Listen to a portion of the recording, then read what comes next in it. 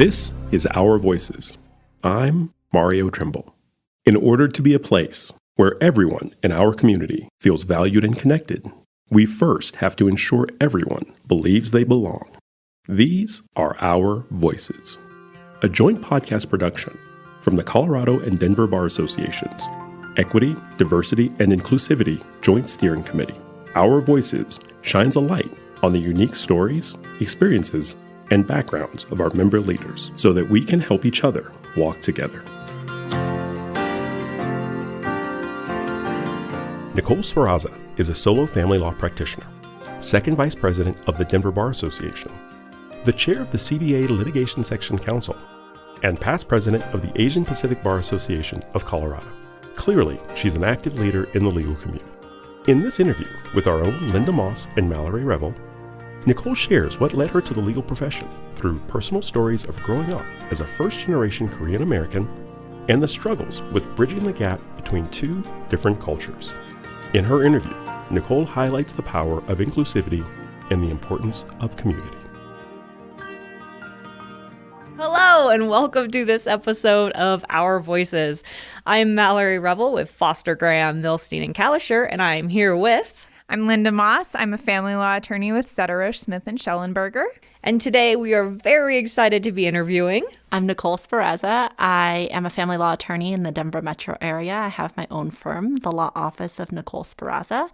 I'm also the second vice president for the Denver Bar Association and the chair of the CBA Litigation Section Council. And I'm also a past president of the Asian Pacific American Bar Association of Colorado. So let's jump right in. Today we're going to talk a little bit about who you were, who you are, and who you're going to be. So jumping right in, tell us about who you were.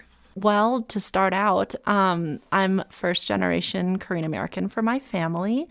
My mom and my biological father immigrated here right before I was born. My older sister was born in Seoul, South Korea. And I was born in Monterey, California. We lived in Los Angeles at the time, right after I was born. And eventually my parents got divorced, and my mom ended up remarrying when I was about 6 years old. He adopted my sister and I, and we kind of lived and rode off into the sunset from there. Short podcast.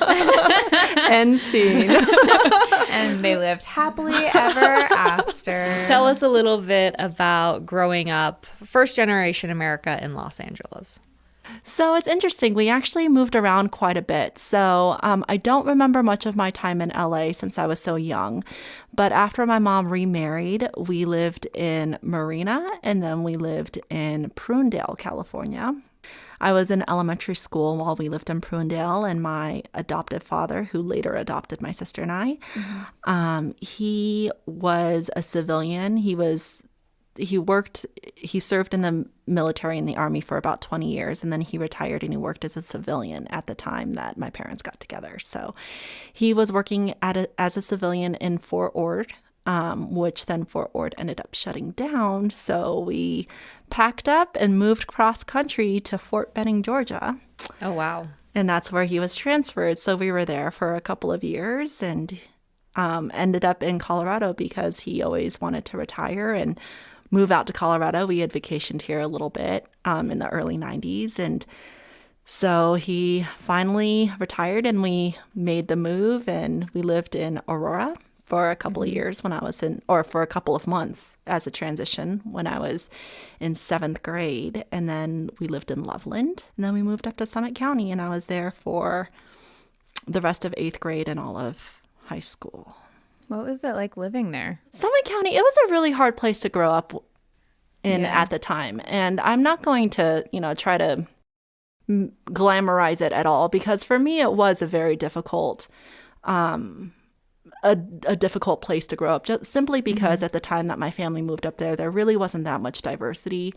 And so at that point, it was my 6th school that I had been to. So I was pretty accustomed to being friendly and outgoing and making friends. And I just remember my first day there, I walked up to somebody who was in front of me in the lunch line, and I said, I tapped her on the shoulder and I said, "Hey, I'm new. Can I eat lunch with you?" And she turned around, she scanned me up and down and just flipped her head, didn't say a word, just flipped her hair and turned back around. And I was like, is that a no? It's very mean girls. Like, But it was gonna kind of the ignore you. way that community was. It was very close knit. It was very small.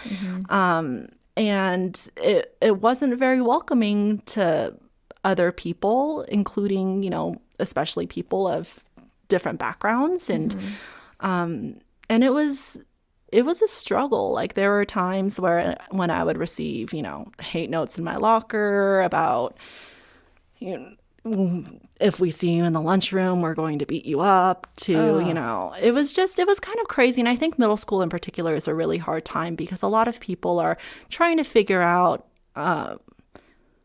they're first of all figuring out popularity. Sure. They're figuring out their bodies and hormones, and it's, I think, a rough patch for everybody, but it was really hard in being a new person, a diverse person in that particular community at the time, just because they're really, not only was it somewhat unwelcoming, but it also just didn't have any diversity. So there were lots of days when I ate lunch by myself in the bathroom, which sounds really cliche, but there were just times when I really didn't want to have to deal with or handle or had the capacity to put on a smile and pretend like I was happy. And that was really difficult. But I would say probably by my senior year, it started changing pretty significantly. My sophomore year, there was a large influx of Latin American and Mexicans coming into the Summit County community to take a lot of those blue-collar jobs that needed to be filled. And frankly, that took a lot of the heat off of me because there were a lot of other people that the community focused their attention on. Yeah. And I think that it has calmed down, I would hope, significantly in the past, 20 years since I've been there or so forth. But it was a really difficult place to be. But by the time that I was junior, senior in high school, I was more or less accepted, I guess, for lack of a better way to put it. And my life was a lot easier at that point because I didn't have to worry about whether or not I was going to eat lunch in the cafeteria that day. But it still wasn't a place where I really felt like I belonged, that I, was one with a community. It always was very noticeable that I wasn't one of the Summit County kids. Like, for example, there were a multitude of people who called me Chelsea because there was one other Asian girl who was about the same grade that I was. She may have been a grade below me, but she was also pretty severely mentally handicapped in the sense that she had a lot of special needs. But since we were both Asians, we were one and the same. So there wasn't a day that I went through those halls that I wasn't called Chelsea at some point. And I don't think that it was malicious, but it was just very clear that I guess I wasn't, or it felt like I wasn't worth the time. Yeah, like they weren't taking the energy to even try to figure out who you were. They just said, okay, you look something like this girl Chelsea, and so you're Chelsea. Exactly. Yeah. Yeah, it was a hard, I dealt with a lot of demons during that time, I would say. And it was a difficult period because, like I said, not only are you kind of trying to figure out yourself and discovering yourself. I don't think any of us know who we truly are in high school or middle school. But to just add all of that additional stuff and pressure on top of it was, it was really just a difficult time in my life where I really questioned a lot of things about life and a lot of things about my own life and my own existence. And I remember a turning point for me was probably my freshman or sophomore year in high school. And we had this guest speaker, which shout out to, all school, what are they called? Like not conferences, but when they bring the entire school into an auditorium and you have a guest speaker. Yeah, like an assembly. Assembly, yeah. All of us, loathe all school assemblies, but shout out to them because one of them really impacted me in a positive way. We had an all school assembly and we all gathered in the auditorium. And this guest speaker was supposed to be a motivational speaker of some sort. And I remember he took out this measuring tape and he said, the average lifespan is, 87 years or whatever it is. And he stretched out this measuring tape all around the auditorium, 87 feet, which was substantial. Yeah. It was around a large portion of the auditorium. And he went up to the portion of the measuring tape that was between, I think, 14 and 18. And he said, this is high school. Out of this entire life, this entire measuring tape, these 4 years are your high school years. This time is in no way representative of your life or who you're going to be in the future or the life that you're going to lead in the future. And for somebody in my position who did feel very othered and very picked on and very outsider, it was really impactful for me. And it was the moment where a light kind of went off in my mind and I thought, okay, I can make it through. I can make it through the next 2-3 years. I can make it through. I can figure out what I want to do and what I want to be, but this is all temporary and I can do it. To throw in one more cliche, it gets better. It did, and it absolutely did get better. You mentioned feeling, understandably, like you didn't belong in that school. Did you find a sense of belonging in another community, another school, another experience? I do now. I definitely feel like I've been fortunate enough to build a very solid community and network. But I would say that I was lost for a really long time. I think that when you go through adolescence and you go through a similar experience to what I had, where you're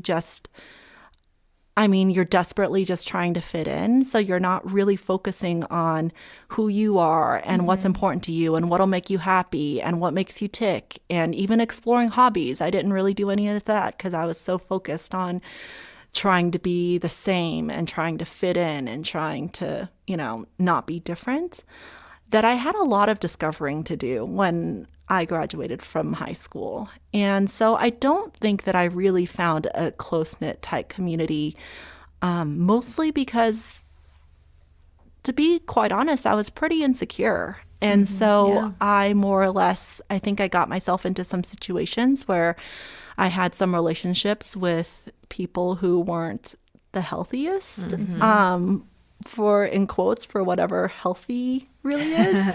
And I think mostly because, those people showed me some type of love or affection or, acceptance to some level that made me feel really, really good inside. It was, the feeling that I was craving, that I wanted to be liked, I wanted to be accepted. And so I think I latched on to some relationships, whether they were friendships or otherwise, that particularly didn't help me or serve me in figuring out my independence and who I was, because I was just so desperate for acceptance at that point. And so it did take me a while, and it was a process, certainly didn't come out unscathed, but it was a process that I definitely had to go through, and it took the time that I needed, which is probably in hindsight longer than I ideally would want it to take. But eventually it did lead me to law school, and it led me to really finding a community of people that I feel incredibly fortunate to have with me and by my side and in my tribe day in and day out. So other than law school, did you find any kind of sense of belonging or community while you were still in high school? When I was in high school, I was a part of the speech and debate team in Summit County, also, very popular with the popular kids. And, there was actually in Vail, there's Battle Mountain High School. And for some reason, and I don't know why, but these Battle Mountain High School kids really took me under their wing. I don't know whether, I honestly don't know the reason why, but I always looked forward to those speech meets because there was this solidarity and this inclusion. And I don't even know how to phrase it. They welcomed me with open arms. And I'm not even quite sure how that relationship manifested, to be honest with you. But it felt great. It felt awesome to just be accepted and to feel like I could be a part of a team and I could be a part of a community and I could just be myself and have fun, which wasn't, again, something that I really felt like I could do a lot of times when I was growing up. And it was fantastic. Even the Battle Mountain High School speech coach came up to me during the state competition and said, my kids have never done this before. They have never just had a friend from another school who they carried as part of their own. When you made that finals list for impromptu speaking, like they cheered just as loud, if not louder, than for our kids. And I just want you to know that. Just want you to know that you have a community here and that you are always welcome anytime. That's amazing.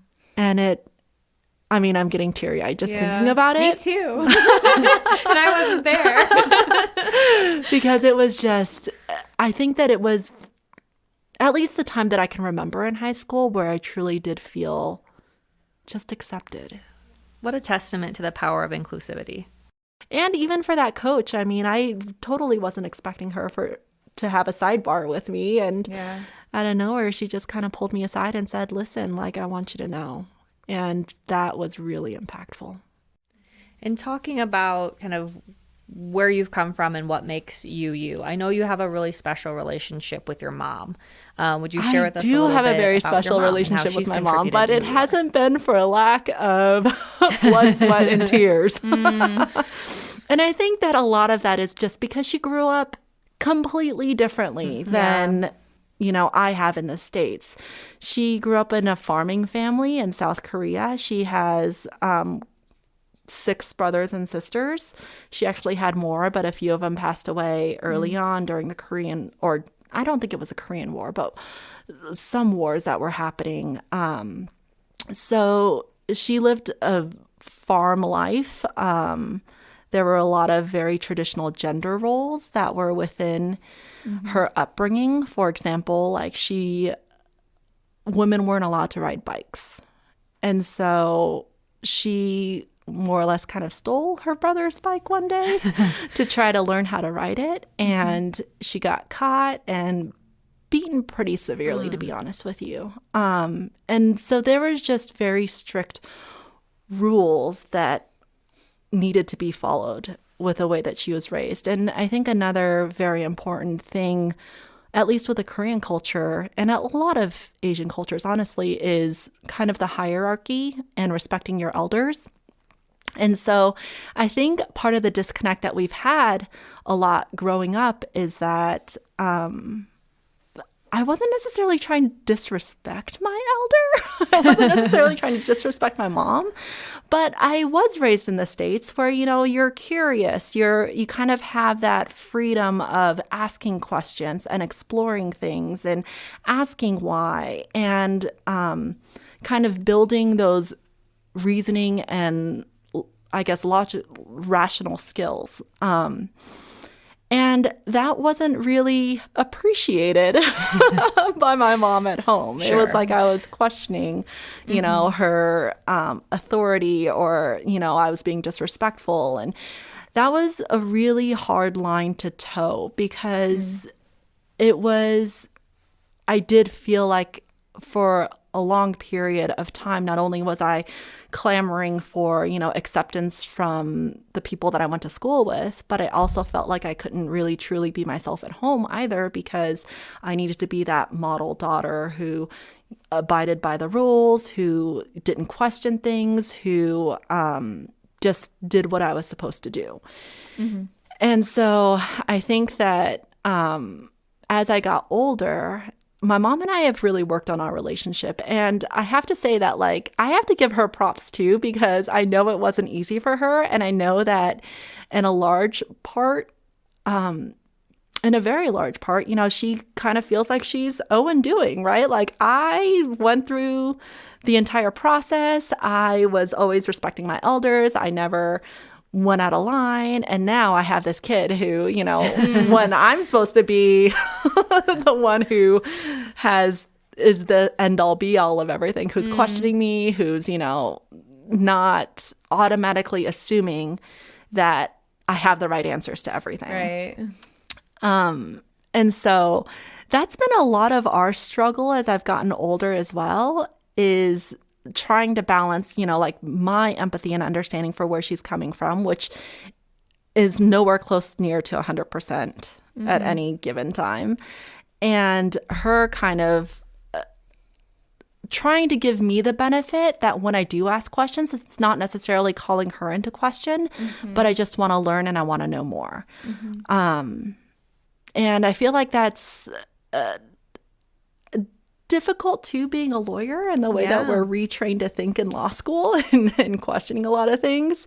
And so I don't think that has helped the situation. But I do think that we've come a long way and we are very, very close. And she, of course, as my mom has always been there for me, has always been an advocate. And it's probably one of my greatest accomplishments, honestly, is my relationship with my mom, because it hasn't been as easy and it still isn't easy, but it is incredibly rewarding. It sounds like there's a little bit of a line between rebelling and progressing. And you both had to bring some grace in to figure that out. Yeah. And it's funny because, obviously, I like to be right, too. Yeah.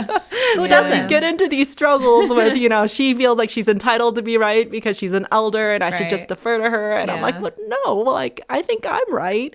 And to be fair, I think I am right sometimes. Yeah. That is very right fair. sometimes. Right? Yeah. So where did you end up going to college? So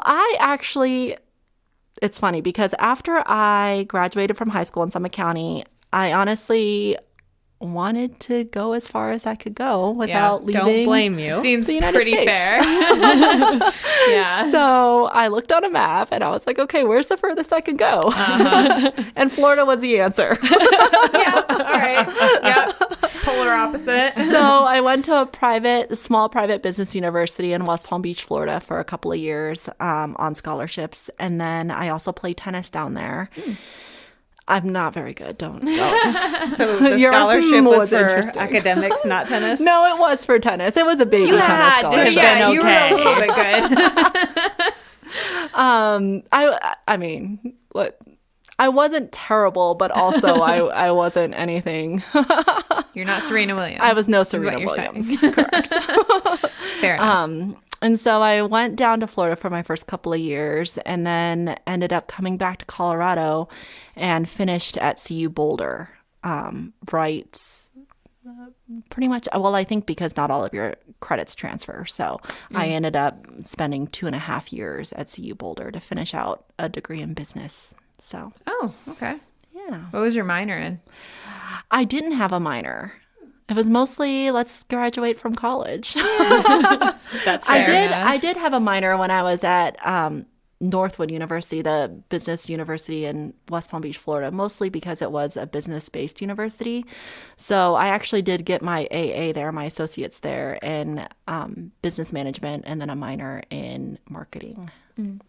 But when I did the transfer, I just transferred over for business management. And what made you decide to go to law school? So it's interesting because I think about this question a lot, and I thought about this question a lot when I was in law school, because that's usually the softball question that you get. Why did you go to law school? And I really struggled with it because I felt like I needed this one pivotal time in my life where I thought, this is it. I'm going to be a lawyer. And That was your moment. That was my moment. That was my aha moment. That was going to set the trajectory of the rest of my life. And I never had that moment. It was slowly a progression of dumb luck and circumstance, to be honest. So when I was 16 years old, I think I was 16. I may have been 14. I was in high school. And my mom has a significant language barrier. I think that you can still easily understand her, but it does take a little bit more effort and work because she does have an accent. Sure. And she worked as a nighttime stalker at Safeway. So she would stock groceries at nighttime. And the particular incident, at least that made me feel like I wanted to do something in my life that would make a difference, was this one incident that my mom had. She was at work and her manager was giving out aisle assignments. Like, you have this aisle, you're stocking aisle 4 and 5. Mm-hmm. She didn't quite hear what aisle assignments that she had because her manager had turned her head away. And my mom said, I'm sorry, I didn't hear you. What aisle assignments do I have? And the manager just snapped and she grabbed my mom by the ear. What? And drug her down the store, screaming in her ear, "You have this aisle. You don't have this aisle. You have this aisle. Do you understand that you have that aisle?" And just,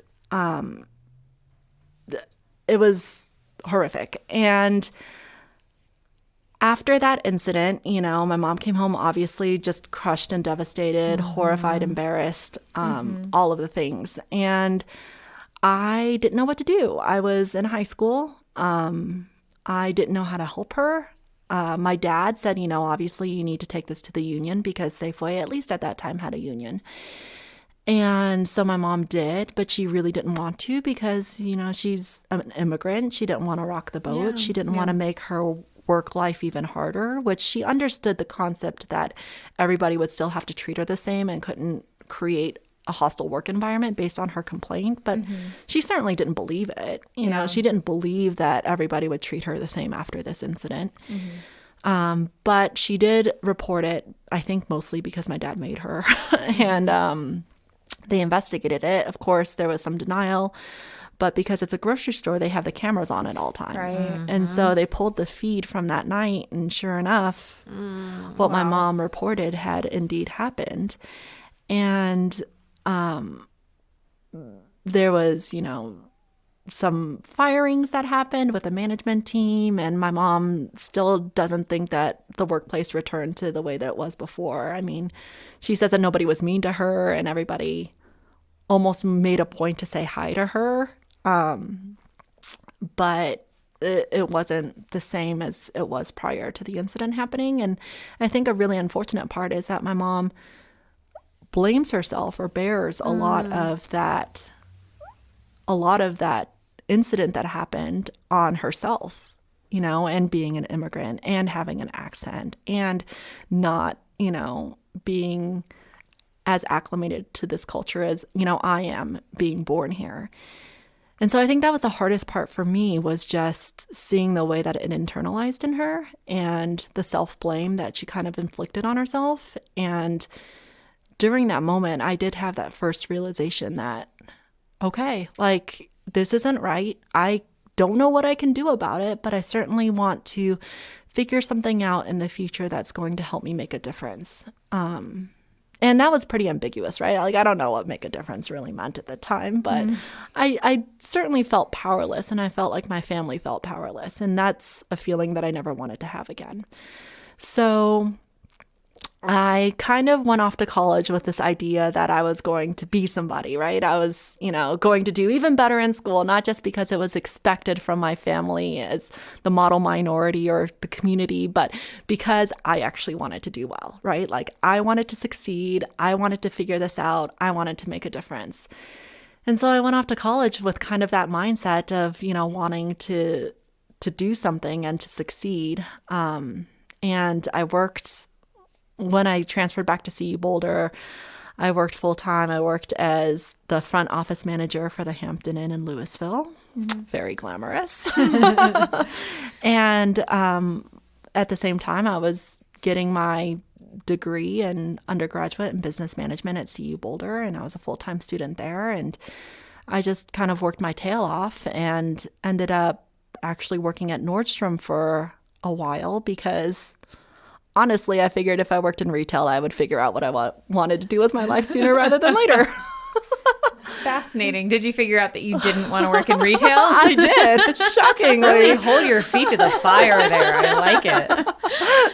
So I was like, if I work in retail, I know that I'm going to figure something out with my life because I'm not going to want to do that for forever. Yeah. So I worked in Nordstrom for a few years. I actually sat for the LSATs in between a double shift I was working at Nordstrom. Jeez.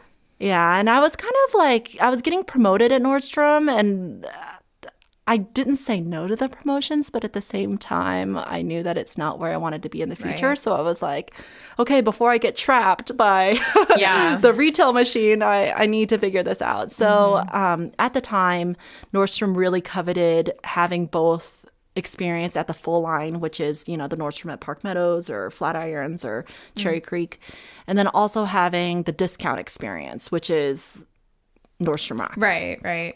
So during the time that I sat for the LSATs, I was on my Rack rotation, and I ran the women's division at the Rack at Flatirons, which is now off of 16th Street Mall in Boulder. But at the time, it was at Flatirons. And I opened the store. I left at lunch. I took an extended lunch to sit for the LSATs, and I came back and I closed the store. Oh my, that's impressive. I kept my fingers crossed. Wow. And luckily I did well enough on the LSATs to obviously get into law school, coupled with my GPA. And But did you yell at anyone that day? I did not. I mean, possibly it was the rack. I mean, I want to say I didn't yell at anybody that day, but it's not impossible that may have happened. But if I did yell at anybody, it would have been very rational. That's right. And it would have been akin to a logic question. Oh, I miss the logic games. So, you're going to law school. How did you decide where you were going to go to law school? Well, I knew that I wanted to stay in state. So Okay. I did apply to both CU and DU, and I ended up choosing DU, honestly, because I got in outright. At CU, I was on the wait list, and I kind of wanted to be able to solidify what I was going to do and had a plan for it. So I went ahead and I accepted. And then I started law school. I quit Nordstrom about a week before law school orientation started. Yeah. And the rest was history. Did you, this is our big question, did you like law school? You know, I liked parts of law school. I'm going to hedge it. I think There are like two people who have liked law school. You know, I think that it was also a time in my life when I was creating this independence for myself as well, and kind of figuring out who I was as a person. So I think the process that a lot of people went through in college, maybe, I was definitely a late bloomer, and I didn't start figuring out until I was in law school. And so I do have a certain appreciation for law school in the sense that it was a huge time of personal growth and development for me.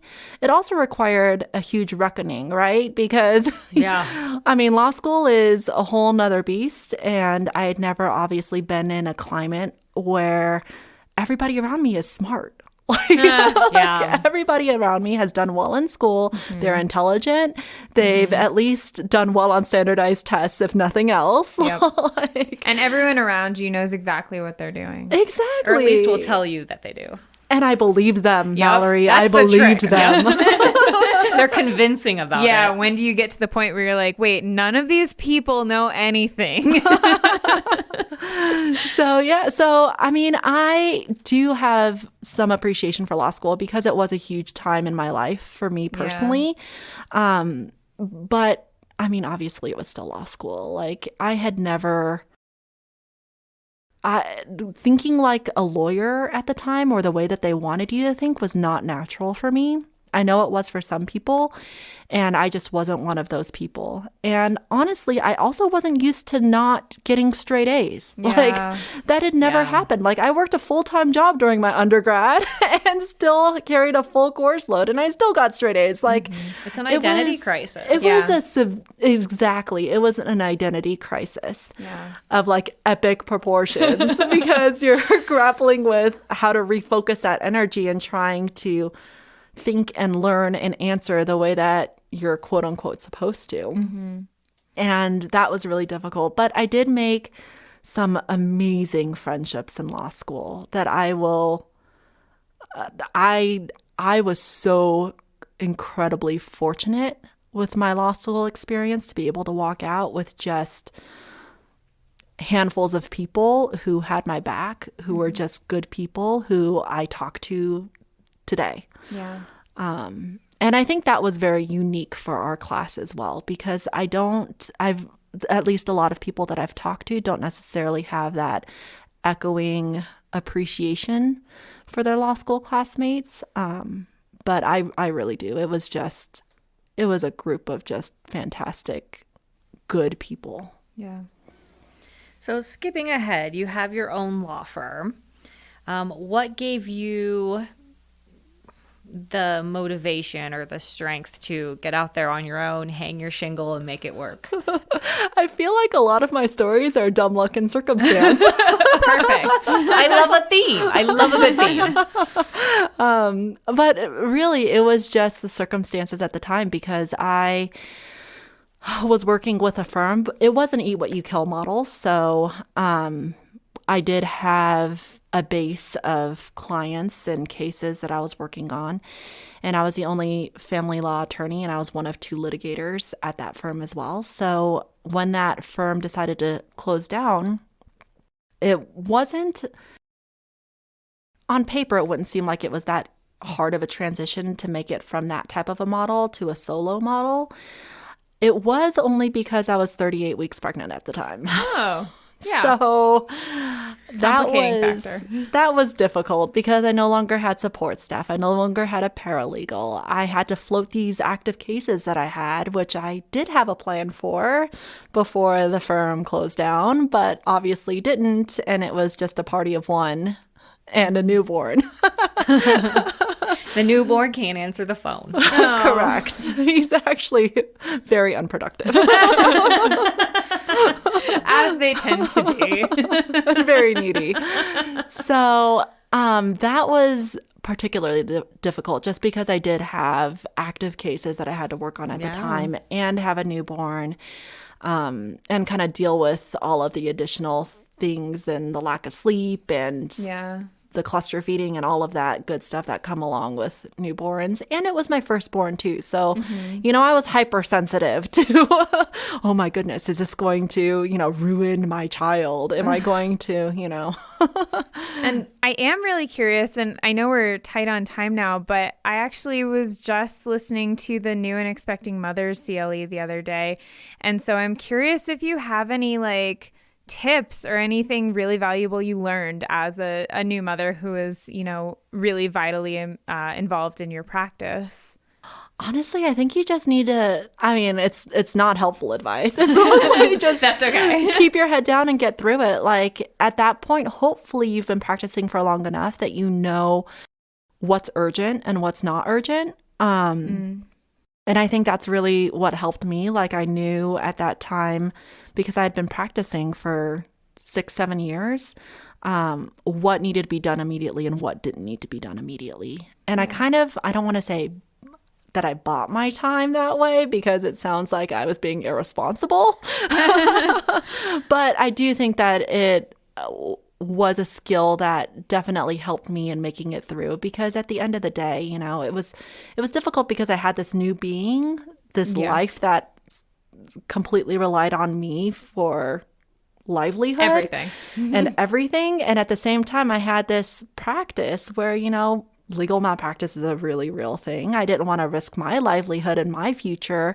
And so it was a really difficult balancing act. And the only other thing that I would say is that I do wish that I reached out to people more. Because, for example, I had my first court appearance 6 months postpartum, or 6 weeks postpartum. Oh, okay. Yeah. 6 weeks? 6 weeks, yeah. Wow. I found my loosest suit jacket that would fit and went to court with my pump. And it was like a status conference. Like, it really wasn't a huge court appearance. Yeah. And one of my good friends, Melina Hernandez, Judge Hernandez, told me afterwards, she said, why didn't you just file a motion to attend remotely? Because I guarantee that if you put in there that you just gave birth to a kid 6 weeks ago. Like, there would have been no question that motion would have been granted. Oh, good to know Depending now. on the judge, I think. But yes. And I thought, oh my goodness, that is something that I absolutely should have done. And I think that had I maybe been reached out to my community a little bit more, and instead of been in the whole, like, I just have to put my head down and get through this by myself, and kind of tapping those resources instead and that advice, I think it would have helped me significantly. Yeah. Instead of, charging the path on my own and just saying, this is me, I got to do it all on my own. Mm-hmm. Yeah. I know that your mom's experience at Safeway isn't her only experience with discrimination in the workforce. I know that you've personally had experiences since high school that have been negative. So none of this is new to you. But as a society, our attention right now is really on hate crimes against Asian Americans. And so that's been in the news more. Again, not new to you, unfortunately, but it's a focus for us right now as a greater community. What do you want the community to know about your experiences, how we can support the Asian American community, anything that you would like to share with us? That's a tough question. That you're willing to share, I should say. I appreciate that. I'm a pretty open book, I think. But I think that the reason why this particular time has been hard for me personally is not just because I'm a part of that affected community, but because it's really prompted me to think about a lot of things, to be honest with you. Yeah. Think about the impact on me, on my mother, on my son, who's 2.5 years old, and how things might manifest for him in the future. And that's a lot of weight. Yeah. And it's really difficult, honestly, to reconcile the reality that I grew up with in Summit County with the things that I told myself about this world as I got older, that it was better and more realized and progressive. And I think that some of those things are true, right? I don't think that we're seeing a regression, hopefully, in our society, but more, I guess, the boldness and the comfort level of those who are willing to do these violent acts and to perpetrate on, not just Asian Americans and elderly Asian Americans, but also just the BIPOC community.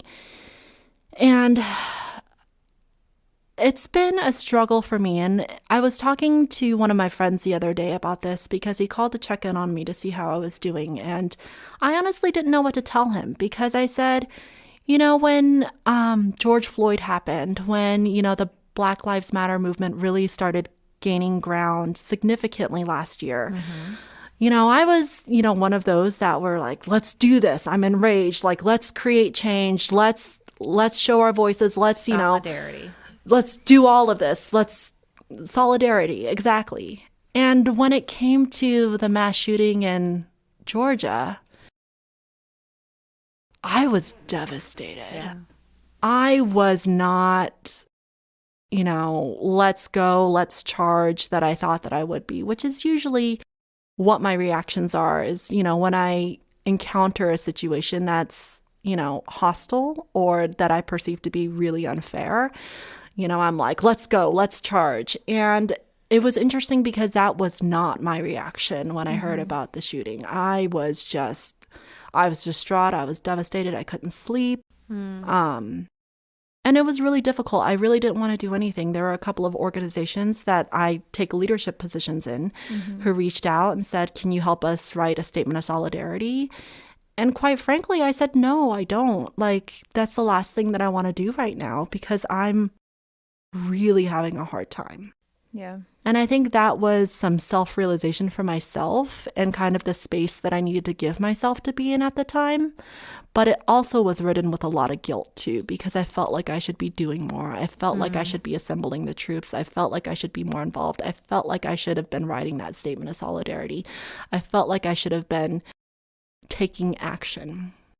when you just needed the grace to give yourself to just mourn. And I have to say that reminds me a lot of a conversation that we had with another interviewee who was saying that was talking about the role that Black people had been put into last year, where there was a lot of expectation and a lot of weight being put on them by people of other races who were saying, teach us how to act, tell us what to do, kind of advocate for yourself. And it came down to a point of having to say, I'm exhausted and I'm scared and I'm angry and I can't take on this role. I don't have the energy to take on this role for you. You need to do the work to help me. And it sounds like that's kind of a similar role for you, where you're feeling guilt over feeling the weight from other people of wanting you to help yourself when they need to be helping you. Mm-hmm. Yeah. And, it's also hard too, right? Because I get that these people wanted to help, sure. And they thought that I would be the natural fit for, writing a statement of solidarity is the primary example that I'm giving. Mm-hmm. But I mean, I did take that space. I did decline and I said no, and respectfully. And it was something that I was proud of myself for doing, because I'm not quite one to say no all that often, because I just put my head down and I feel like I can just get through it if I need to. But my friend told me, and he said, listen, Nicoal, like, we're all going through these stages of grief, and they're unpredictable and they're all different. And I guarantee you that the times when you need to give yourself the grace and the space, somebody else will pick up the ball. Mm-hmm. And it was true, because somebody else wrote that statement of solidarity, AAPI Heritage, and I wrote her a separate email of gratitude after, and I said, thanks for picking up that ball. I just couldn't do it. Yeah. Thank you for being willing to share. It's so important for listeners to kind of get a better sense of your perspective, and I've learned from it. So thank you. Thank you for having me. So in closing, what's next for you? Who are you going to be? The world. I'm conquering the world. I just need to get Pinky and the Brain on my side. I don't know what's next for me. I'm in a really great space, in a really, really great headspace. Generally, I have a fantastic support system. And I guess, I'm going to ride this wave as long as I can.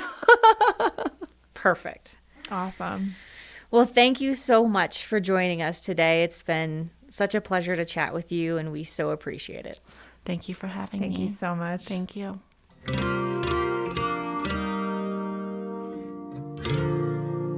This has been Our Voices. For more information on today's guest, or to get involved, please check out the CBA podcast page at cobar.org/podcast.